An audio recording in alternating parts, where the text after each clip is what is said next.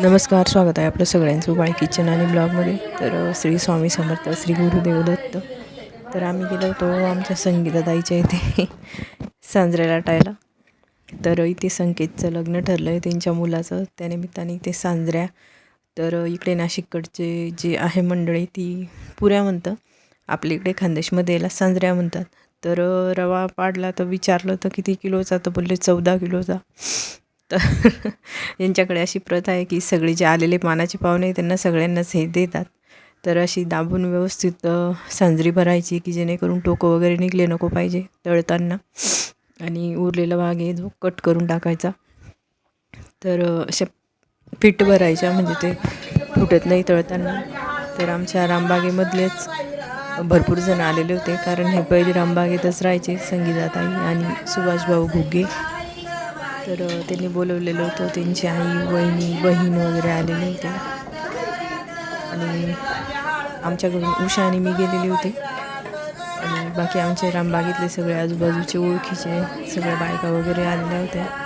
तर ताई मला सांगत होत्या तू काही कर पण नको करू, पण पहिले व्हिडिओ बनव म्हणे. तर नेमका मी त्या दिवशी मोबाईल नेलेला नव्हता, तर त्यामुळे त्यांच्या उषाच्या मोबाईलमध्ये बनवले, काही नंतर त्यांच्याकडून घेतले व्हिडिओ. तर बरेच जण इथे लाटत होते, काही भरत होते.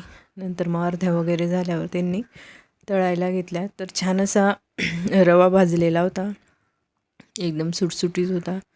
तर नंतर मी घरामध्ये गेली किचनमध्ये, तर नंतर सगळीकडे वाळत घातलेले होते पुऱ्या, कारण मग चिपकून जाता एकमेकावर जर ठेवल्या तर तळण्यासाठी. तर इथे बघू शकतो आपण घर भरलेलं आहे, आणि इकडे फ्रीजवर वगैरे सगळीकडे त्यांनी ठेवलं होतं. मग नंतर तळायला घेतलं तर 2 जणींनी 2 बाजूला. इथे त्यांची आई होत्या, त्या गाणे म्हणत होत्या, सगळ्यांना म्हणायला लावत होत्या, पण कोणीच म्हणत नव्हतं, त्या एकट्याच म्हणत होत्या, कारण सगळ्यांनाच काही जमत नाही सगळं. त्यामुळे त्या आजी छान असे गाणे म्हणत होत्या.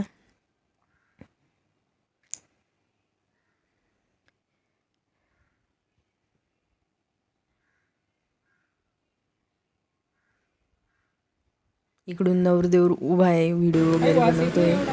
तर इकडे 2 कड्यांमध्ये त्यांनी मग नंतर तेल ठेवलं होतं तळण्यासाठी, कारण खूप साऱ्या अशा सांज्या तळायच्या होत्या.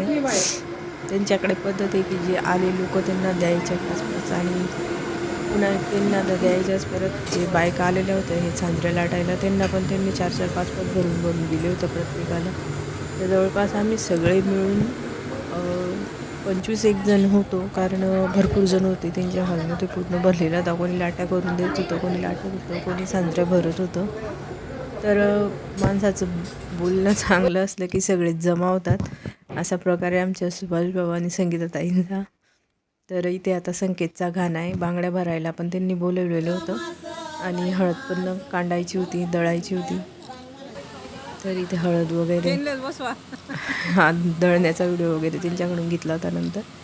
तर त्यांच्या आईचे ते गाणे पण म्हणत आहे, कारण त्यांनाच येत होते लग्नाचे गाणे वगैरे. जसे पूर्वीच्या बायकांना येतात तसे आता काही कोणाला एवढे जमत नाही, आता लावून देतात गाणे.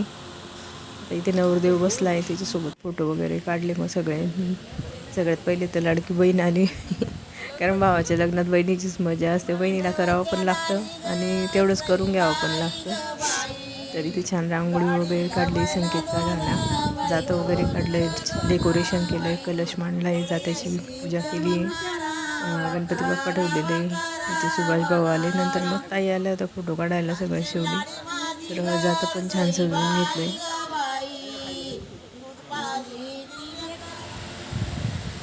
आरामात सगळं केलं की होतं, त्यामुळे गाई न करता सगळं मस्त केलं होतं.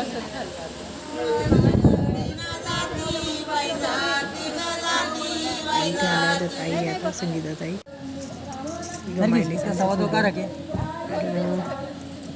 आई, बहीण, वडील, फॅमिलीचा फोटो पूर्ण. नंतरच्या कार्यक्रमांमध्ये काही झालं नव्हतं फोटो त्यांच्या सगळ्यांच्या सोबत, इथेच घेतलेला आहे पूर्ण फॅमिलीचा फोटो. तर इथे ताईचं सगळ्यांनाच आग्रह असतो, हे करा ते करा, आणि बांगड्या भरा. परत सगळ्यांनाच बोलवलं त्यांनी बांगड्या वगैरे भरायला. दुसऱ्या दिवशी गेले